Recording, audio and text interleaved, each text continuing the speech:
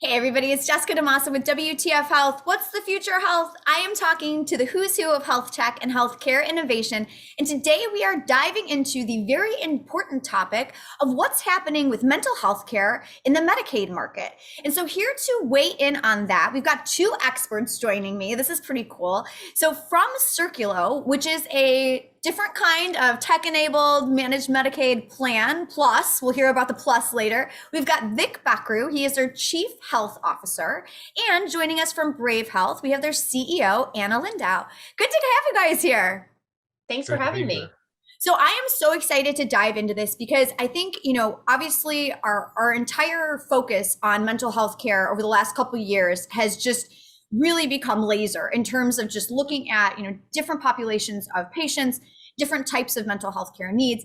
And I think that we've really zoomed in on this Medicaid market and what is kind of, missing from the way that they're able to access mental health care. And so what I'm hoping for from you guys to just kind of start this conversation off, I feel like a lot of us out there, we understand that there's challenges all across the mental health care landscape, in terms of supply and demand.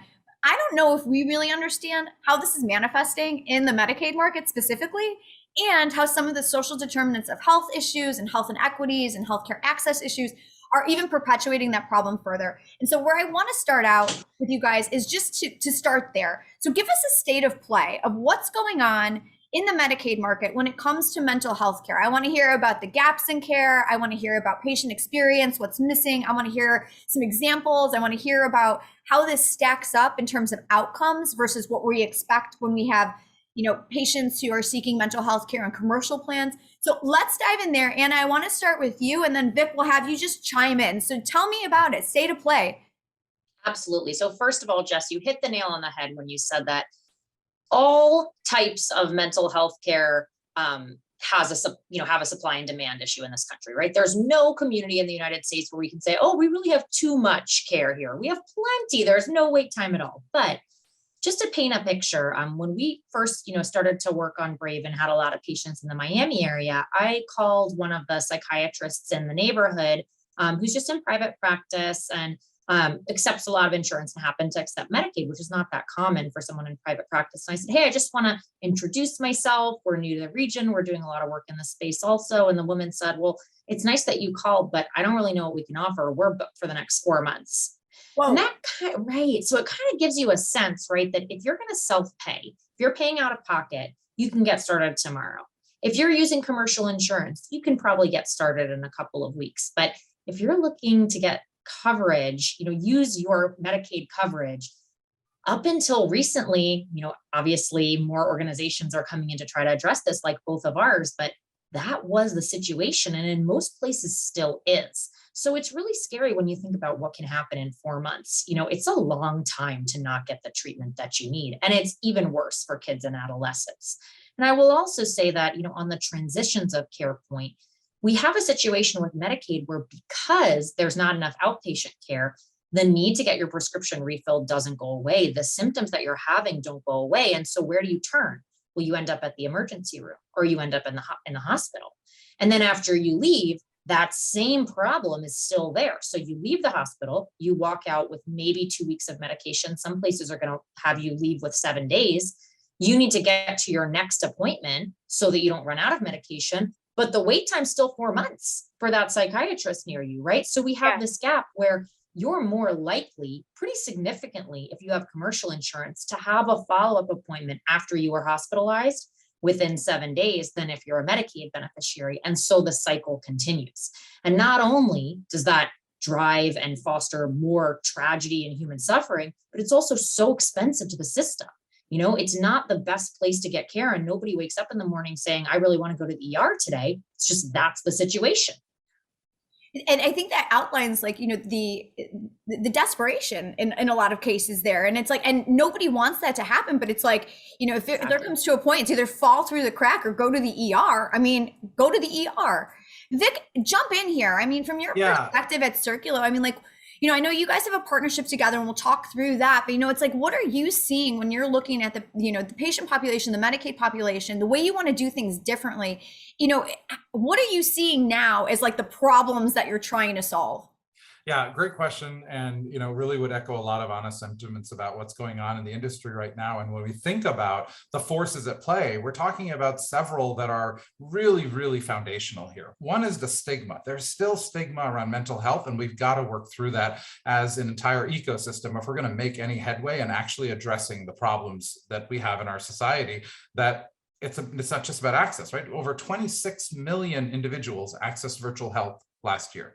And if we think about the incidence of disease, which is one of the other forces, there's just a lot of need in our society at this exact moment, very reasonably so, given recent events. But we're talking about 1 in 5 Americans. This is not a small number of people. This is almost 60, 70 million people who have an opportunity to experience a better quality of life. And that's where the stigma, when you don't feel comfortable accessing, is a big problem when you have that level of incidence of disease. And then we talk about payments, right? And that's the other force here in play that is just really consequential.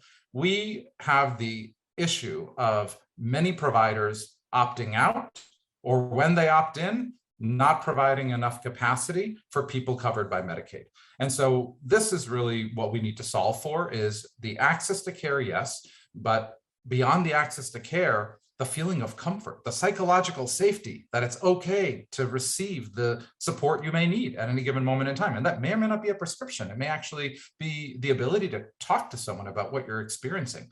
This is life and death. We don't think about mental health, but over 12 million people had thoughts of suicide last year. 12 million. The thought crossed their mind. Did they have a plan? Did they not have a plan? What are the other sort of related issues? But this is life or death. And until we treat it as though it is one of the most important public health emergencies facing our society, we won't make the kind of headway that we need to make. And so let me stop there, but Yeah, no, I think that's a wonderful point. And I want to double click actually on a couple different parts of that. And so first I want to unpack the stigma side of it. So is it different when you're looking at a Medicaid population, the stigma, that whole sentiment, is that different than stigma we would see, in a population of patients that's maybe, are getting their insurance through their employer and have different types of jobs that allow them to do that, and are living at a different income level, and, are in a community that's maybe different in terms of, normalizing seeking mental health care. I mean, talk to me about some of the differences in stigma. And I'm making you unpack this for me, because I feel like it's really important for us in our space to understand this and really understand it as best as we can. So get us smart on that. How is the stigma different? You hit the nail on the head, and there are so many different flavors of stigma that we have to be sensitive to. There are cultural nuances. Roughly 60% of people covered by Medicaid are racially and ethnically diverse nationwide. And until we recognize that certain communities don't perceive mental health issues in the same way as other communities, let's talk about Hispanic and Black families, brown and Black families, as opposed to our white families, and the way that mental health is viewed. That's not a universality, right? There are differences, and you can find examples in both communities that I've just outlined. But really, until we start talking about some of the stigma associated with your culture and how you were brought up and what were your social and cultural norms, we can't really make progress on addressing those, right? And what's wonderful about, I think, what Brave has brought to market is that they account for a lot of these cultural nuances through their hiring, through their training, through some of the infrastructure that they've built. And maybe we can talk about that more during our partnership segment. But the other stigma that exists is a sense of belonging. When you don't have the support network of an employee, of being an employee in a company with others around you who you can confide in and relate to and experience maybe the difficulties of the workplace together or the happiness of the workplace together, when you're removed from that particular segment, of because of your income level and because of your own job status, that's when you don't have a sense of belonging. That's when suddenly psychological safety doesn't exist for you to have anyone to relate to or talk to, possibly. You may be very socially isolated. And there are ways that we can tackle that type of stigma, which is fundamentally different than your family environment or, your living situation environment where you may not live with family. And I've got a whole lot more to say about how we think about LGBTQ related needs in this particular demographic and in this particular, conversation about people who have lower incomes and identify differently and don't have the social support that, one would want for everybody to have. You end up with a whole complexity of issues. And trans youth and suicide among trans youth is probably one of the demographics that I would put at the forefront of where platforms that are out there that are addressing these types of issues are getting it right. So sorry to go on a tangent there, but I think it's so important. Don't apologize for being passionate about this. That is awesome. Like, that's exactly what I want to see from the chief health officer of a managed Medicaid plan talking about mental health. Thank you. All right, Anna, add to that. Let's just add to that. I mean, I'm sure bring the passion the same way, but the initial discussion here was, around stigma and how stigma is different. So I'd love your thoughts on that as well. Well, I will say there are some things that are happening that are giving me hope. So there's a lot we have to do, and I'll come back to that in a second, but there's been two things that have happened recently. I'm a huge sports fan, and two things have happened recently that I've said this never, ever would have happened even 5 years ago. And it almost made me emotional seeing both. One was an NBA player on the Miami Heat, which is my team, showed up that, NBA players are often photographed in their outfits going into the game. And he was wearing a sweatshirt that the therapy is cool. Good.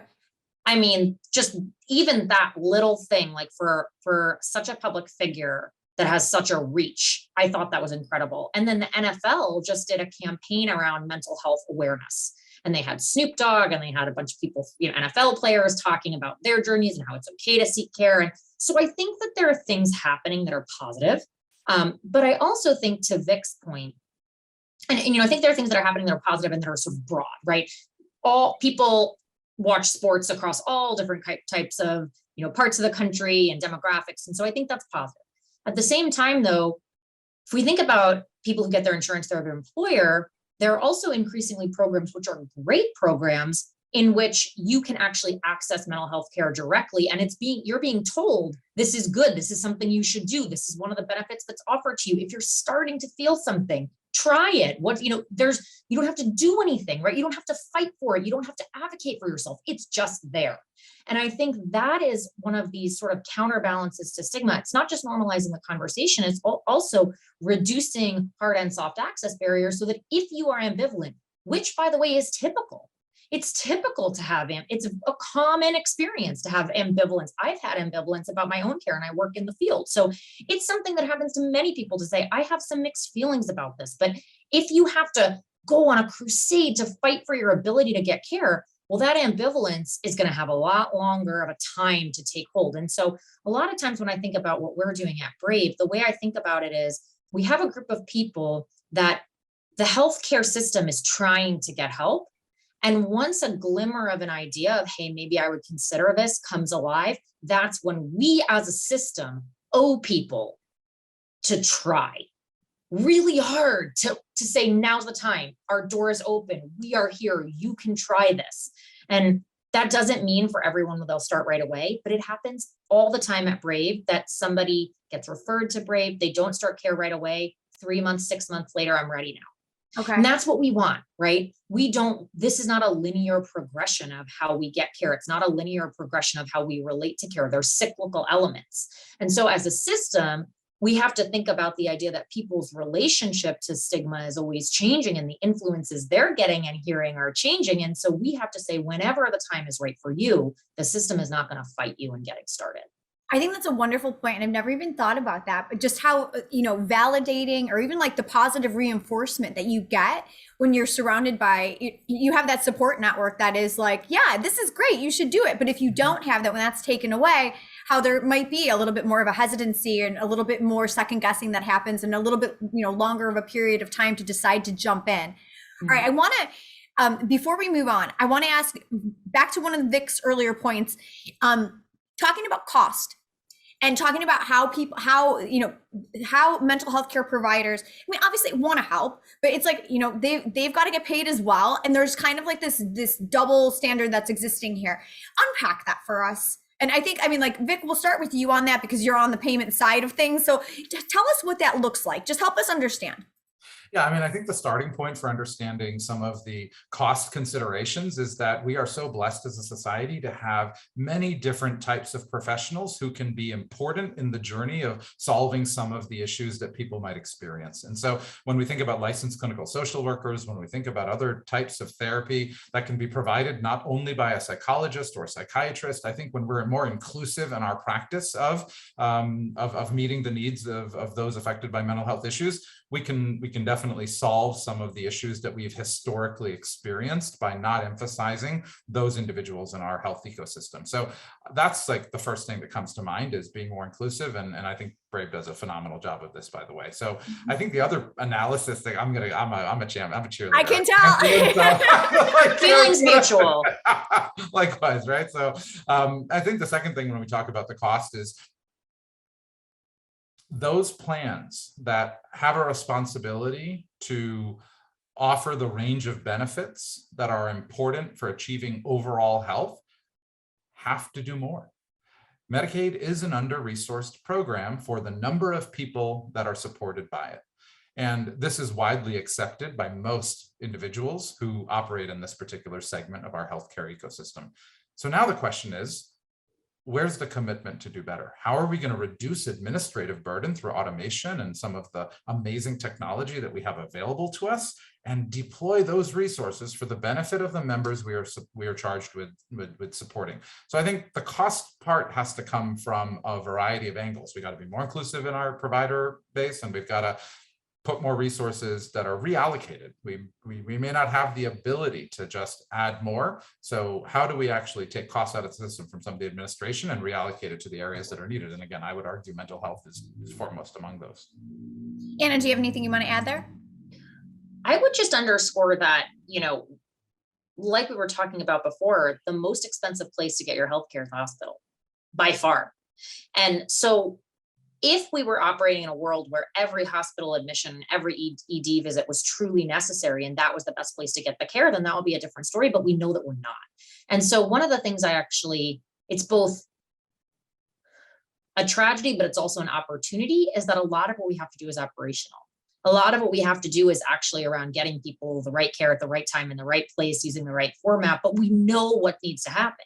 It's not as if, oh, well, the treatment itself just costs $50,000 a year. That's not it. The medication probably could be a generic that costs $100 a year, but it's being administered in the wrong setting. And that's what's driving the cost. So it does kind of, it's an inspiration for me. And I think something that makes people like Vik and I excited about the partnerships that we're working on is because they're designed around the idea of making those care delivery locations the right ones, and finding hybrid models, because ultimately the one size fits all that we're doing, which is try to get your care outpatient, but if you can't go to the hospital, that's not going to fly.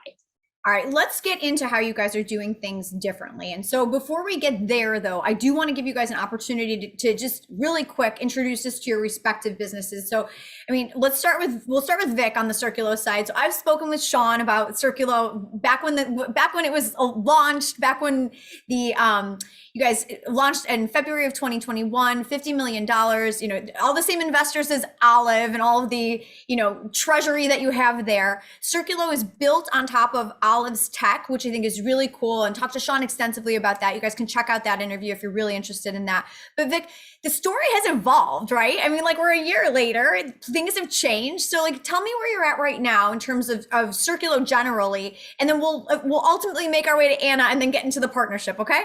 That's exactly right. Thanks so much for the opportunity. And, we just celebrated our 1-year birthday. So we couldn't be more excited about, having taken some of those initial thoughts and ideas and crystallized them into business strategies that are going to address real problems.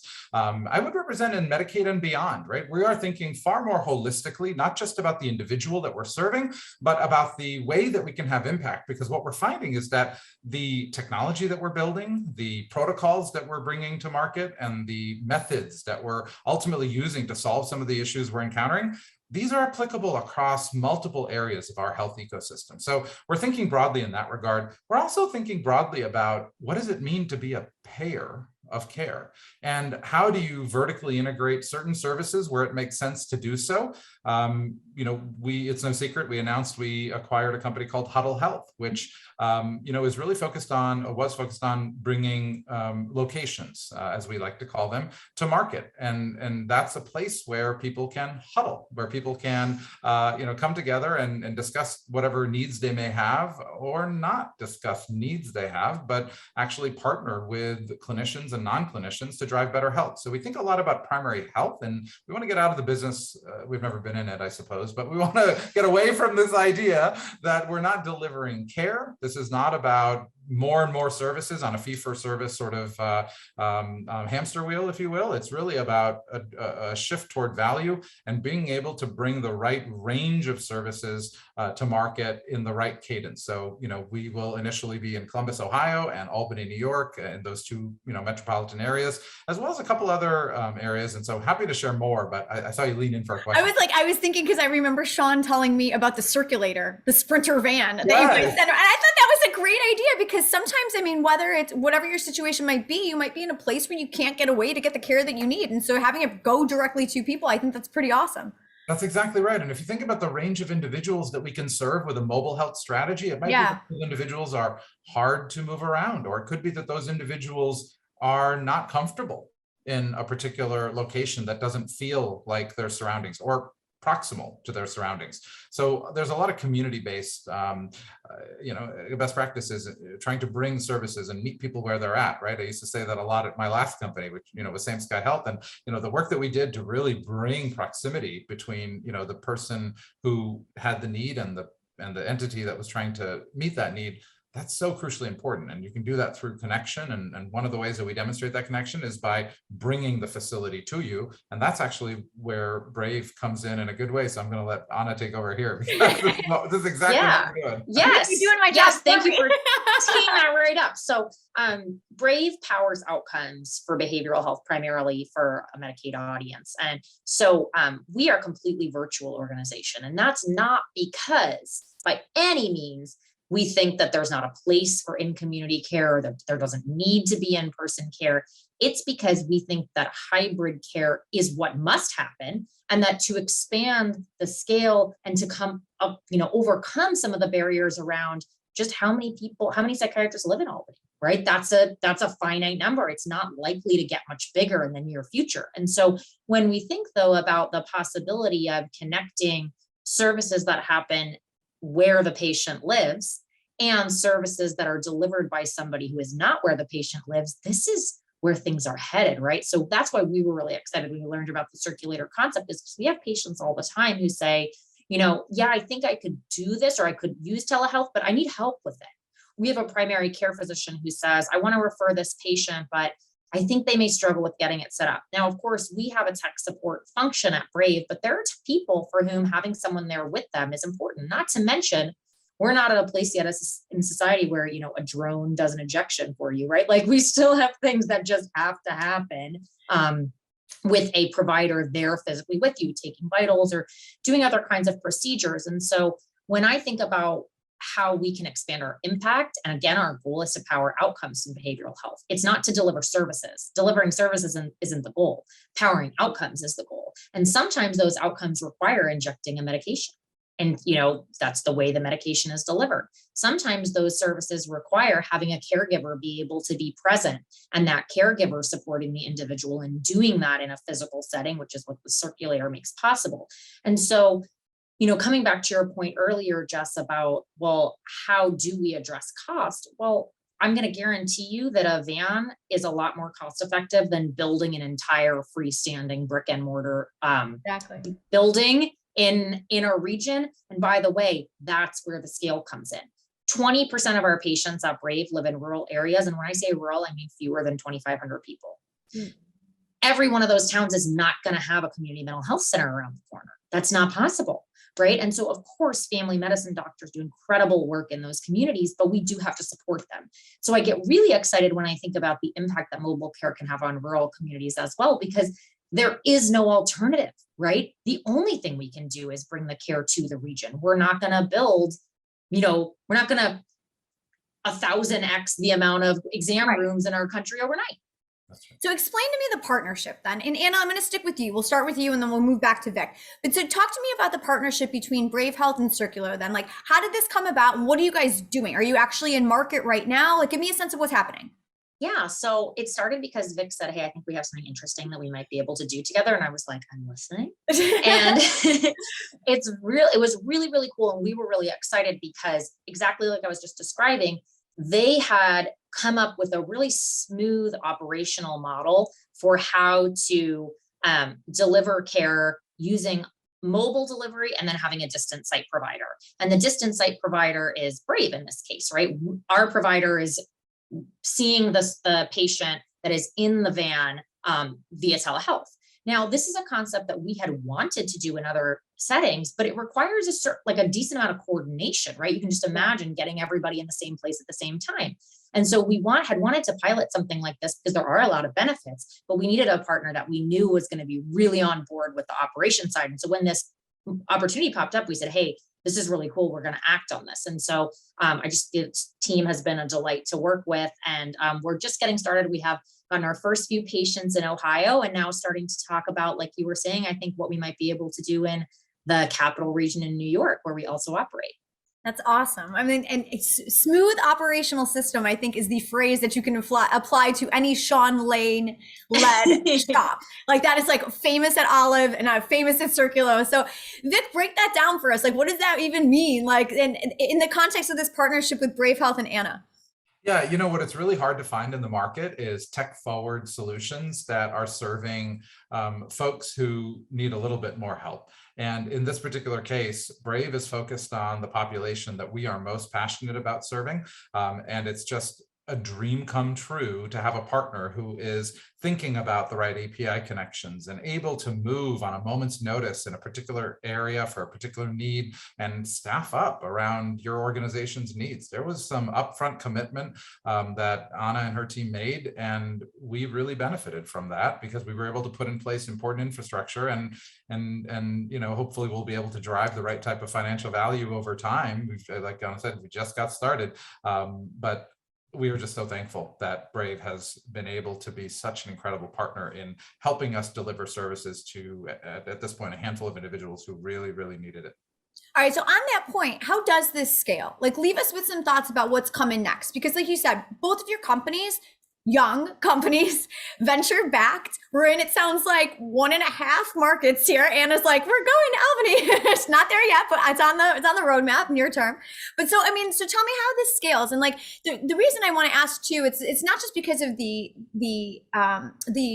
age of your companies or the fact that you guys are just starting out, but I think also there's always this challenge whenever we talk about kind of a more value-based care type approach that's uniting services and looking at the patient journey holistically. It's like the conversation comes to a screeching halt when it comes to scaling that out. It's like, in the past, models have fallen apart there. And so I'd love to hear from the two of you, specifically in this context of this more holistic, value-based approach to mental health care in the Medicaid market.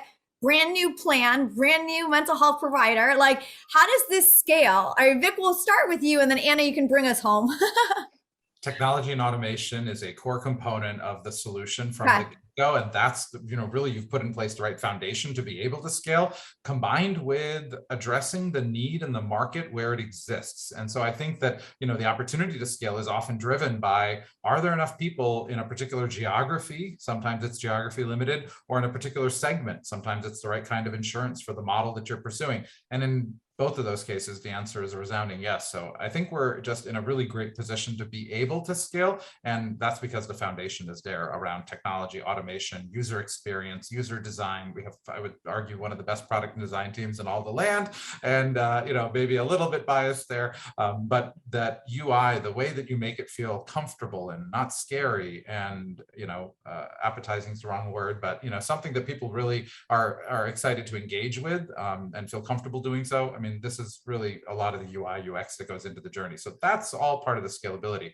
I don't know, Anna, what do you think? You can boast about that tech team all you want. You can Sean does all the time. So feel free. Yeah. Right, gushing is the word. Gushing is the word. Okay. Anna, gush on your team then for a second too, because I think, how does this scale, especially when you guys are so high touch? I mean, that's one of the things that struck me about your offering the first time you and I spoke at Health in October when you closed your Series B, is that it's such a high touch offering. I mean, you are literally hand-holding people through the mental health journey to reduce that stigma that we talked about, to make sure that they're getting the care that they need, to make sure that those financial barriers that might be there are not there. So, I mean, wrap it up for us. How does this scale? Yeah, and I think really Vik said it about technology and automation, because at Brave, our goal, and I think this is the same with Circulo, we're not trying to take people out of the equation, right? We are not trying to say that there is a world of healthcare where you don't need human intervention. Humans do amazing work in healthcare and deliver such important pieces. What we want to change and what we are changing is the idea that humans do the parts that robots could do. And that, I think, is where the venture money goes to drive real impact, because a lot of community health organizations are grant funded, right? That's the norm in our country.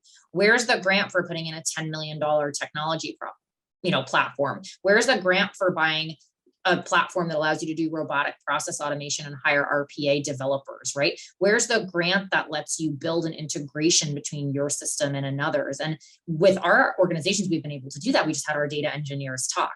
And that's a real privilege that I try to never take for granted, because we can assume in our organizations that the full power of technology that exists on earth is available to us, whereas that's not typically possible in healthcare, and we lose as a society because of that. So for us, when we think about scalability, it's never about removing people, it's about putting people in the right places. I love that. Anna, thank you so much. Vik, thank you so much for joining us. I mean, this is such an interesting part of the market for me. I'm very passionate about mental health care, and I am passionate about it in all flavors. And so looking at how it's playing out in the Medicaid plan world is just particularly interesting to me. And so I'm glad that you guys have a great plan moving forward for bringing technology in this space so that the humans that are involved can do the things that humans are better at doing, and we leave all of that other stuff there to be taken care of by the robots. I love it. I love it. Thank you. Well, thank you guys again. I really appreciate you stopping by. We'll have to check in with you, hear how your rollouts in Albany and Columbus go, and you can keep us up to date on what's happening in this space. I'd like to check in and just hear. I want to hear that there's movement in terms of making things better for this population of patients. Absolutely. Look forward to that for sure. Good. All right. Well, thank you guys so much. Again, that was Anna Lindow, the CEO of Brave Health, and Vik Bakhru. He is the Chief Health Officer over there at Circulo. I'm Jessica DeMassa, and for more interviews with the who's who of healthcare as they are changing the way that we practice health and medicine in the future, you can check out my YouTube channel over there at youtube.com/WTF Health. We'll talk to you guys real soon. Thanks again. Pleasure to have you here. Thanks.